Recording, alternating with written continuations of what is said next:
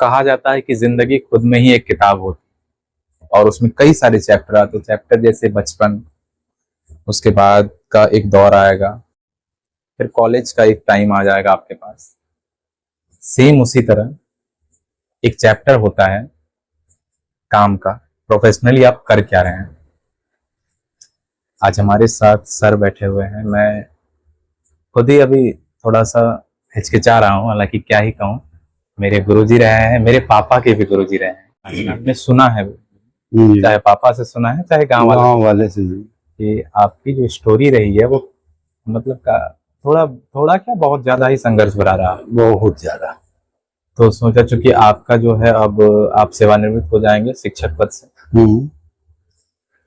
तो हमने सोचा क्यों ना एक इस कहानी को जो सीमित बच्चों तक है उसको हम लोग स्प्रेड करें और थोड़ा सा स्प्रेड करें, बढ़ाया जाए। तो सर सबसे पहले तो स्वागत है हमारे चैनल झारखंड एडवेंचर में। बहुत बहुत धन्यवाद आपको, आपके टीम को भी। तो अगर हम लोग शुरुआत से जानने का प्रयास करें, अगर हमारे दर्शकों को बताना चाहें तो बचपन मतलब ओवरऑल कैसा बीता था? बचपन तो मेरा बहुत ही कष्टपूर्ण रहा है। मतलब मेरे पिताजी का एक्सीडेंटल मौत जब हम 6-7 साल के थे उसी समय हो गई थी। इसके बाद सारा दारोमदार मेरी माँ पर आ गई। मेहनत मजदूरी करके वो हमको पढ़ाई, लेकिन पढ़ाई के प्रति वो हमेशा हमको प्रेरित करती रही। खुद भी पढ़ी लिखी नहीं थी पढ़ी लिखी, लेकिन वो हम पढ़ते थे तो बैठी रहती थी और हमको बोलती थी कि जोर से पढ़ो बेटा तुम, और जो तो नहीं बोल पाते थे तो बोला देखा तुम वहां अटक गया, थोड़ा और मेहनत करो। उन्हीं की प्रेरणा से, उन्हीं की मेहनत से हम आगे बढ़े और पढ़ाई के प्रति जो रुझान उन्होंने मेरे अंदर पैदा किया तो ये बरकरार रहा और इसको हम जितना भी कष्ट आया सबको झेलते हुए आगे बढ़ते गए। सर जैसे कि एक होता है कि नहीं, ठीक है, बचपन में ही अगर पिता का साया उठ जाए सर से तो काफी ज्यादा संघर्ष तो होता ही है, लेकिन अगर आप डिस्क्राइब एक दो ऐसे इवेंट को करें कि नहीं एक तो ऐसा मोमेंट था जो अभी तक याद है कि नहीं ये बहुत ज्यादा बुरा था उस समय? बुरा यही था कि मतलब उस समय हमारा देश तो पिछड़ा हुआ था ही, बहुत ही मजदूरी कम था। जैसे लोग काम भी करता था तो लोगों को काम नहीं मिलता था। आज के बच्चे तो देखते हैं कि अगर परेशानी है तो पार्ट टाइम कहीं जॉब भी कर लेता है। उस समय तो ऐसा था नहीं। फिर मैट्रिक करने के बाद हम गांव के बच्चों को पढ़ाना शुरू किए, फिर उससे हमको सपोर्ट मिला, फिर हम भी पढ़ते रहे, घर का भी काम करते रहे, इसी से आगे बढ़ गए। सर जैसे कि उसके बाद आप क्या सीधे आपको मतलब ये था प्लान कि नहीं अब टीचर ही बनना क्योंकि बच्चों को पढ़ाएंगे, या फिर कुछ और भी? नहीं, ऐसा नहीं था। हम टीचर के बारे में तो सोचे ही नहीं थे। बैंकिंग और एसएससी की तैयारी हम पुरजोर कर रहे थे। बैंकिंग में 89 में मेरा सिलेक्शन भी हुआ था स्टाफ कोटा में, मतलब क्लर्कियल कोटा में। हाँ, और इंटरव्यू हम नहीं निकाल पाए।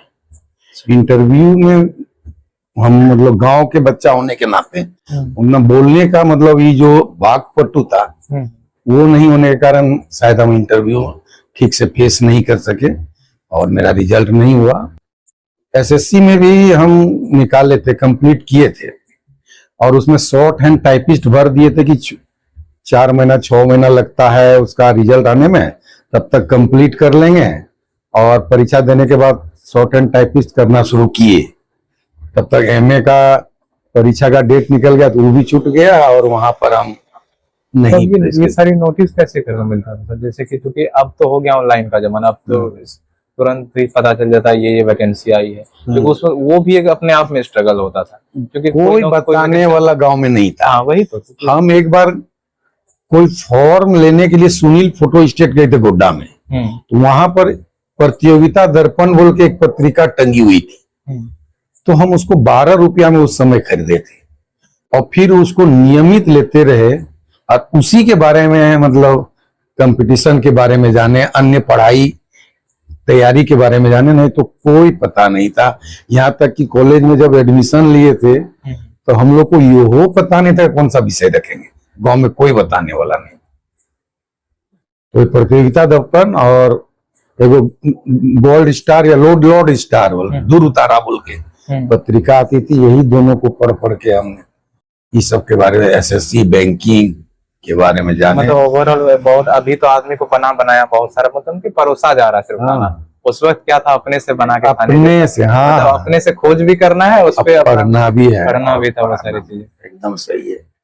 तो सर और भी जैसे कि मतलब आपका बैंकिंग में इंटरेस्ट था, नहीं हो पाया, उसके बाद क्या ये डायरेक्ट मतलब कि आप टीचर की नियुक्ति ऐसे आती है, उसके बाद आप ये तो संयोग ही बोला जाए कि लालू जी के शासनकाल में उन्होंने बिना अनट्रेन टीचर की बहाली की, हम लोग तो ट्रेनिंग भी नहीं किए थे। साल कौन सा था?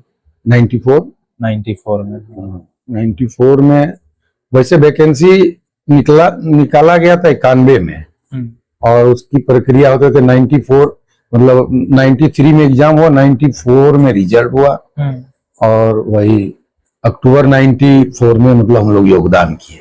जब ये झारखंड भी नहीं बना था, जब ये ओवरऑल बिहार ही था, हाँ, उसी वक्त 94 में। हाँ, और डेट कौन सी थी सर वो, मतलब जिस वक्त ज्वाइनिंग हुई थी? जो 31 अक्टूबर 94। और अभी 31 जो आपका सितंबर है, उसमें 31 अगस्त 31 अगस्त को आपकी जो है रिटायर्ड होने वाले हैं। ओवरऑल लगभग 30-31 साल का वो आपका कार्यकाल। 30 साल 10 महीना पूरा हो गया। तो जैसे कि क्योंकि जब आप एक शिक्षक रहते हैं तो हमको लगता है कि, और ये सर ये सच बात भी है कि लोकतंत्र की सबसे जो महीन बुनाई जो होती है लोकतंत्र के बनावट में, वो एक शिक्षक ही करता है, क्योंकि आपको इंजीनियर भी बनाना होता है, आपको आप ही के यहाँ से डॉक्टर भी बनना होता है। सही बात तो है। कहीं ना कहीं से देखा जाए तो बहुत सारी चैलेंजिंग भी था। तो उससे पहले ही आप पहले कोचिंग शुरू कर दिए थे, मतलब करीब आप शिक्षक बनने से पहले ही गांव के लोग ऐसा कहा, क्योंकि हम जैसे सुने हैं आपको टीचर ही, मतलब कि शिक्षक ही मास्टर ही हाँ, तो वही गांव में जो पढ़ाते थे हम, गांव के बच्चों तो कहीं ना कहीं मतलब आपकी वो ट्रेनिंग पहले से हुई। हाँ, पढ़ाना किस तरह है, पढ़ाने के मामले में हम शुरू से थोड़ा टाइट थे। मेरे यहाँ जो बच्चा पढ़ने भी आता था तो चुनिंदा सब आता था, सब नहीं आता था। भय होता था कि वहां जाएंगे तो मेरे साथ थोड़ा कठोरता से ट्रीट किया जाएगा कुछ ही लोगों को। कोई भी मतलब ऐसा एक दो किस्सा होगा आपके पास जो कोचिंग में ऐसा कुछ हुआ था जो आपको अभी तक याद है कि नहीं, ये थोड़ा सा हटके हुआ था? मतलब एक तो है, अजीब सा ही हुआ था। हम बड़े बच्चों को पढ़ाना शुरू किए थे, कुछ जैसे 6-7 से बड़ा सबका, नाम तो नहीं बताएंगे। एक भाई साहब थे मेरा गाँव के, उसका बेटा छोटा था, तो वो बोला कि अरे तुम तो पढ़ेबे करते हो तो इनको भी पढ़ाओ। हम देखिए भैया थोड़ा बड़ा होने दीजिए ना, इसके बाद पढ़ा देंगे। अभी इतना छोटा बच्चा को बोला अरे आज जाने दो, बैठे रह गए, एक तरह कुछ बता देना। आके बैठा था, हम बड़े बच्चों को जो डांट रहे थे, बोल रहे थे, तो लड़का भय से मतलब एकदम थरथरा रहा था।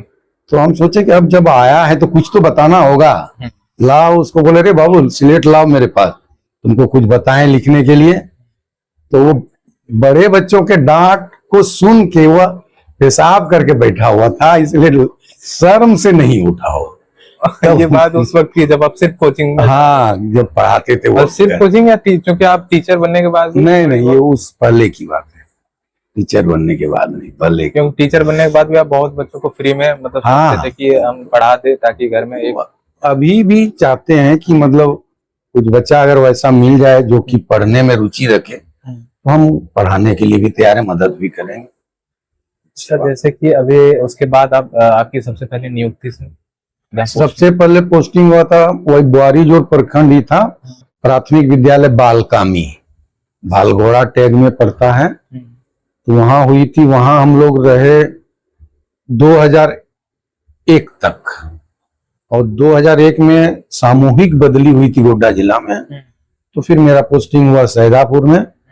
2001 से 2006 तक सैदापुर में रहे, और 2006 28 फरवरी को एक हमारे शिक्षक नेता है प्रमोद झा जी, उनसे म्यूचुअल ट्रांसफर करके हम अमरपुर आए थे, और 2006 से यहाँ पर रहे 2018 तक। उसके बाद आपका ट्रांसफर? हाँ, से फिर युक्तिकरण में हमारी बदली हो गई, वही उत्क्रमित मध्य विद्यालय देवीपुर, जो अभी बुआरी जोड़ में ही है। मतलब आपका जो है वो ज्वाइनिंग जहाँ हुआ था, जहाँ पर सबसे पहली पोस्टिंग हुई थी, उसी प्रखंड के? हाँ, उसी प्रखंड में। अब और वह स्कूल पहले प्रारंभ वाली स्कूल डैम के दूसरे छोर पे था और ये दूसरा स्कूल डैम के दूसरे छोर में है। जिंदगी की मतलब कि एक नई पारी की शुरुआत हुई थी उस छोर से, अब इस छोर हाँ, से इस छोर से समापन हो रहा है। समापन हो रहा है। तो जैसे कि अभी जैसे 2-4 से ओवरऑल कही जाए तो 3 से 4 स्कूल आपकी आप हाँ। बदले हैं, 4 स्कूल बदली हुई है आपकी। तो स्टूडेंट जो है वो सबसे बेस्ट स्टूडेंट आपको कहाँ के देखने में, क्योंकि सैदापुर जो है वो जहाँ तक मेरा हमको मालूम है वो एक शायद ब्राह्मण हाँ, बहुल्य क्षेत्र है। सजग गांव है। हाँ, सजग गांव है। वो स्टूडेंट कहाँ के आपको बेस्ट मिले? हाँ, वहाँ हम तो स्टूडेंट सारे ही पढ़ाए, बेस्ट हैं वैसे। वहाँ पर भी पढ़ाए, तो वहाँ भी हमको वहाँ के लोगों में जब ये जानकारी हो गई पढ़ाने के क्रम में बच्चे के द्वारा कि इनसे बहुत कुछ लिया जा सकता है, तो बहुत रेस्पेक्ट मिला वहाँ हमको। और वहाँ के बच्चे बहुत फॉलो करते थे बात का भी, और हम बहुत पढ़ाई के मामले में हमेशा सख्त तो रहे ही हैं। फिर अमरपुर आए तो यहाँ भी बच्चों में रुझान पैदा करने के लिए बहुत मेहनत किए थे हम। गांव गांव जाना, हर गार्जियन से मिलना, फिर बच्चे को जमा करना। अभी देवीपुर में भी है तो वहां भी बच्चों को पढ़ाने के लिए एकदम हम सारी शक्ति लगा दी, लेकिन दूर होने के कारण थोड़ी कठिनाई थी। लेकिन वहां का जो परिवेश है तो आदिवासी माहौल है, थोड़ा सा मतलब ग्रामीण सपोर्ट बच्चों में नहीं मिलता है। लगन तो है, मेहनत तो करता है, कुछ निखर रहा है वहां भी। सैदापुर मोस्ट आगे रहा सबसे इस मामले में, वहां के बच्चे, क्योंकि वहाँ के ब्राह्मण बहुत हाँ। हैं और शुरू से ब्राह्मणों की जो है वो हाँ। आगे ही रहे हैं। और सर अगर बात करें आपके पहले स्टूडेंट की, कोई ऐसा होगा जिसको आप ट्यूशन से मतलब ओवरऑल जब आप जिसको गाइड किए हो, पहला ऐसा कोई स्टूडेंट अभी तक याद हो आपको? गाइड तो मेरे घर में जैसे मेरा भी एक आध भगना रहता था, उसमें से मनोज भी था, मनोज मंडल, जो भी हाई स्कूल में है। वो मेरे मतलब यहाँ अपना मामा घर में रहते थे, लेकिन मेरे यहाँ ही रहना होता था उनका। और मेरे यहाँ ही रह के जैसे वो अभी अपने मुकाम पे है, गाइडलाइन पे है। बाकी गांव का जितना है, राजेश लोग हैं या दयानंद लोग हैं और सब जो लोग हैं शुरू से शुरुआती स्टूडेंट। हाँ, ये लोग शुरुआती स्टूडेंट थे। और अब अगर कोई एक ऐसा स्टूडेंट जो कि जब आप लाइफ में बहुत हास्यप्रद कथाएं हो, ऐसा हो जाता है घटना जो आप बोल कर भी भूलना नहीं और ना ही भूलना चाहिए, यही सब जिंदगी के होता है, थोड़ा खट्टे मिट्टे यादें होती है। तो कुछ ऐसा याद एक दो जो आपको लगा कि बहुत फनी सा हो गया वहां पर? फनी तो जैसे सैदापुर में थे तो वहां पर एक बच्चा था, थोड़ा स्कूल नहीं आता था, तो हम उनके गार्जियन से मिले कि भैया आपका बच्चा स्कूल क्यों नहीं आ रहा है। बोलता है सर हम लोग परेशान हो गए, थोड़ा सा आप मेहनत कीजिए ना। तो हम लोग अपना जो टीम बच्चों का होता है उसको लेके उसका घर गए, तो घर में पता ही नहीं चलता बच्चा कहाँ है। उसका पिताजी बोलते नहीं सर वो घरे में देखिए। तो जब पूरा खोजे नहीं पाए तब हम लोग बोले कि रे चलो छोड़ दो, पढ़ेगा चाहे नहीं पढ़ेगा, कितना परेशान करेंगे। और झूठों पैर हाथ पटक के हम लोग शांत होके वहीं बैठ गए। तब वो लड़का कोठी में घुसा हुआ था, फिर हाँ चावल रखने वाला कोठी में। अच्छा। फिर वो बाहर निकला तो फिर उसको पकड़ के स्कूल लाए। उस दिन से जो स्कूल पकड़ा वो नियमित रहा, स्कूल में उसको हम लोग समझाए बैठ के। ऐसा अमरपुर में भी हुआ, एक आध बच्चा जो को स्कूल लाने के लिए उसको सामू टोला तक का देड़ा गया है पकड़ के लाने के लिए, स्कूल क्यों नहीं जाएगा। तो प्रयास अभी हम लोग कर रहे हैं। वहां भी देवीपुर में भी हम पर्सनल हर बच्चे के गार्जियन से मिले हैं कि आपका बच्चा इस घर में क्या करता है। आप 2 घंटा तो कम से कम बैठिए, आप अगर नहीं बैठिएगा तो फिर आपका बच्चा आपको ठकेगा। तो ऐसा करने से गार्जियन भी थोड़ा सहयोग करता है, बच्चे को डांट डपट करता है। और आज तो थोड़ा मोबाइल के युग में जो फ्री फायर आ गया है, परेशान में पड़ गया बच्चा एकदम, मतलब फ्री फायर वगैरह एकदम लगा हुआ रहता है। क्या होगा कहना मुश्किल है। खासतौर से वहां पर देवीपुर के अगल बगल का बच्चा जो था, मतलब वहां रजवार लोग हैं, उन लोग का बच्चा एकदम फ्री फायर में डूबा रहता है।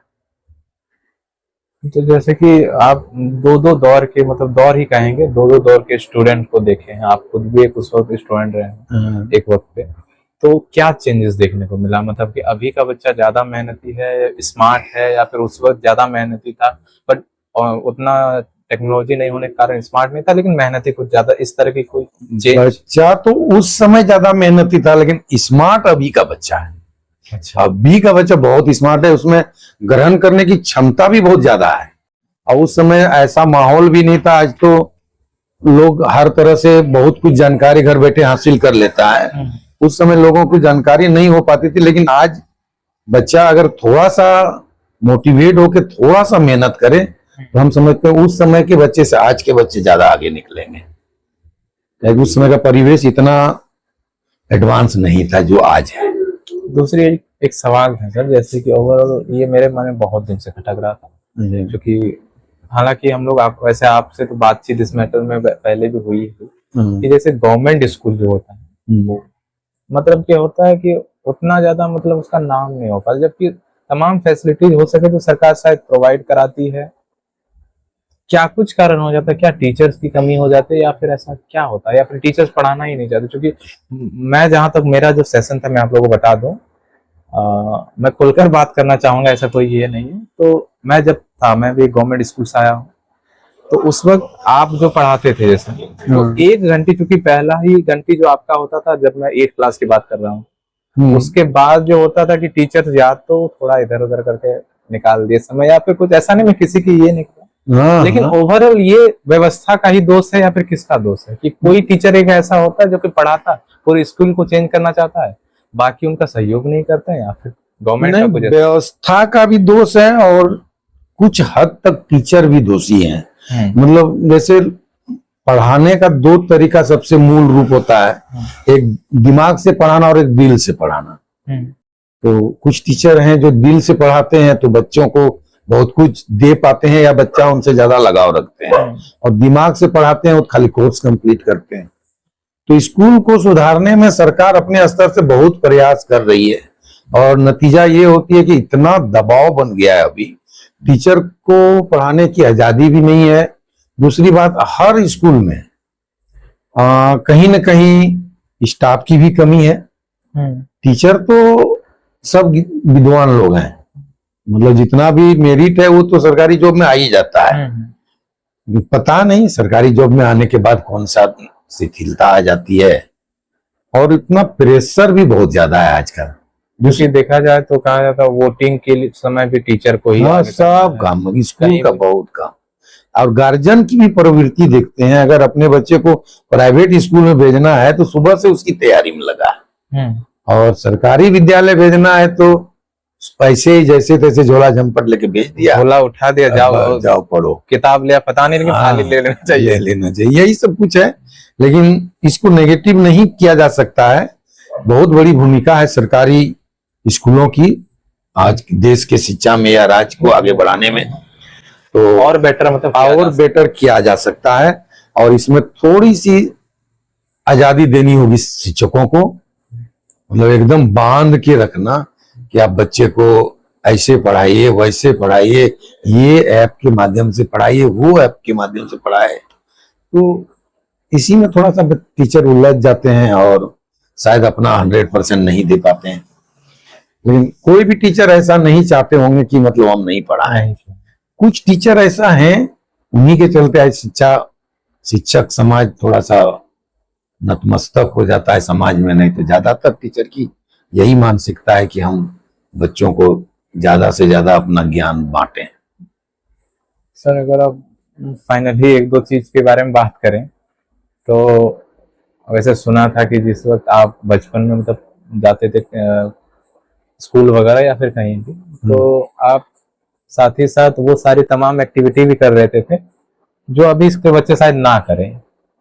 जैसे कि आप चूंकि आप जैसा बताया कि पिता का साया उठ गया था बचपन में, चाहे वो बकरी को साथे में ले जाना, मतलब कि बकरी भी चरा लेना साथ ही साथ, चाहे और भी तमाम बहुत सब काम, जैसे मतलब मैट्रिक में या इंटर तक हम तो बकरी ले जाते थे बयार में, वहीं पढ़ते थे। अच्छा, किताब भी ले जाते थे, पढ़ते भी थे, बकरी भी चरती थी, फिर आते थे, फिर इसे तैयारी होती। घर के काम में जैसे खेती बाड़ी सब में भाग लेना पड़ता था। और ऐसा बहुत कम देखा जाता, मैं बता देना चाहता हूँ कि गवर्नमेंट टीचर होने के बाद आदमी होता है ना, आजकल के दौर पे क्या होता है, गवर्नमेंट जॉब लग गई है, अब सबसे पहला काम जो होगा कि खेती बाड़ी को छोड़ना, कि अब तो हो गया, अब मेरा अच्छा खासा सरकार पैसा दे रही है, उसी से किसी की करेंगे, तो सबसे पहला प्रेफरेंस रहता है खेती बाड़ी छोड़ दें। लेकिन सर आपने कभी भी उस चीज को प्राथमिकता नहीं दी कि मैं खेती बाड़ी को छोड़ दूं। हाँ, कुछ मजबूरियां बाद में आ गई होंगी। नहीं, खेती बाड़ी तो हम करते रहे, बाद में जब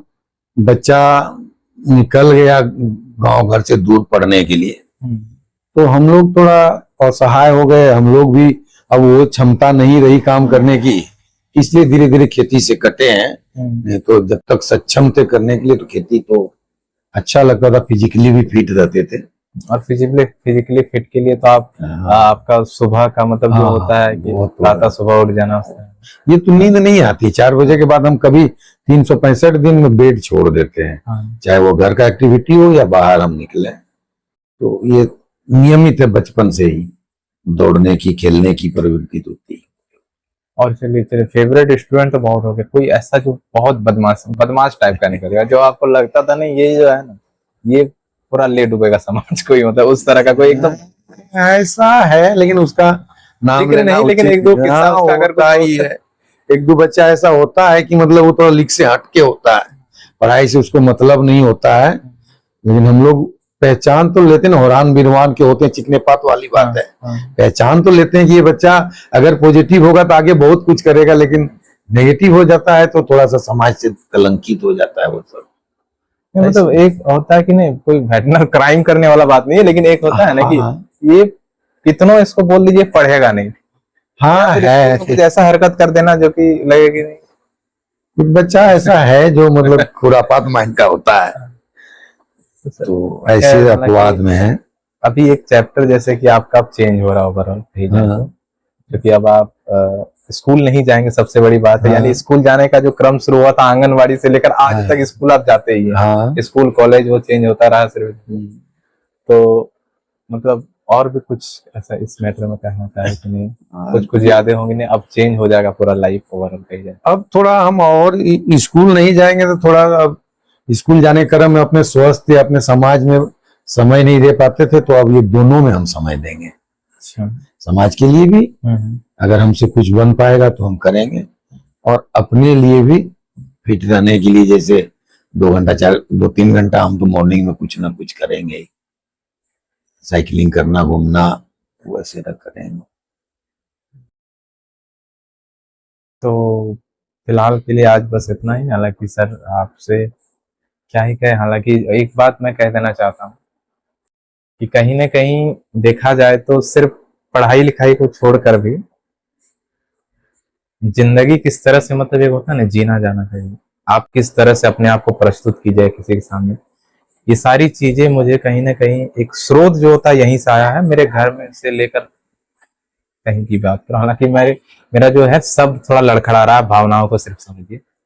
आज के लिए इतना ही, तब तक देखते रहिए झारखंड। और एक सवाल सर, लास्ट जी, आप हमारी टीम को लेकर अगर कुछ कहना चाहेगा तो? आपके टीम के कार्यक्रमों को या मैं बार बार और गंभीरता से देखता हूं, क्योंकि आपके टीम का जो सदस्य है उनसे मैं व्यक्तिगत तौर पर परिचित हूं, बहुत अच्छा कर रहे हैं। केवल एक सलाह हम देना चाहेंगे अपनी ओर से कि हमेशा पॉजिटिवली मतलब समाज को कवर कीजिए और आगे बढ़ते रहिए।